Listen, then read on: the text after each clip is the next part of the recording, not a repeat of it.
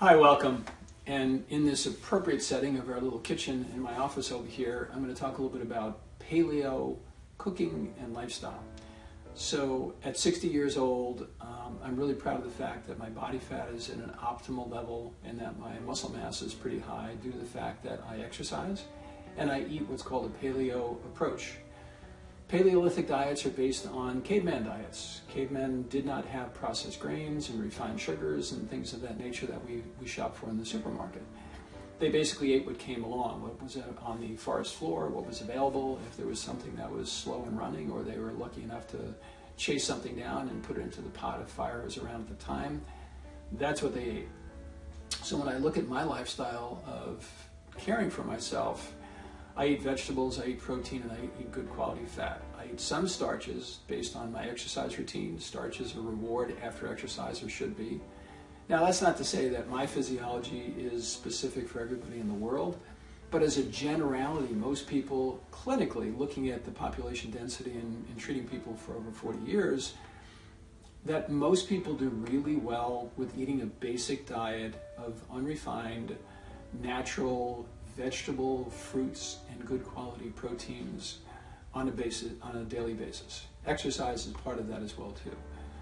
So looking at making dietary choices, everybody looks at that as a prison sentence in that I love to eat this and I love to eat that and these are things that I crave.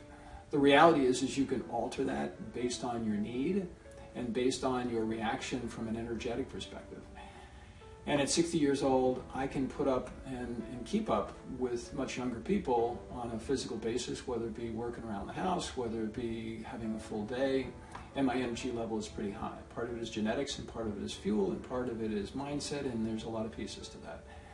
So when we look at the paleo approach, which is basically eating proteins, carbs, and fats, and a little bit of starch, and nuts and seeds for some people, we pare that down a little bit more for people who are really impaired into what we call a paleo autoimmune approach. So the Paleolithic diet that I just outlined then gets a little bit more narrow for people with autoimmune diseases, and I have one of those conditions. So there are other foods that within the paleo diet are acceptable. For other people, they're not particularly helpful. Things like lectin-containing foods, which are protein sugar compounds. So when we look at nuts and seeds, and we look at beans and legumes and things of that nature, it depends on who you are, and some people can eat them, some people can't.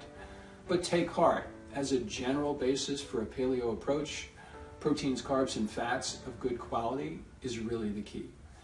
So as much as that might not sound very attractive to people, I can tell you from personal experience, it tastes really good, and it's easy to do, and it's not difficult to cook. If you have any issues with that, we have paleo classes all the time. We have cooking classes, and what we talk about on a day-to-day basis and what we all embody in this office, in my office, is doing that to increase your energy levels. So Dr. Richard Herbold coming at you today to say optimistically that if you eat the appropriate foods at the appropriate time, you just feel better. Have a great day, and I hope that was helpful.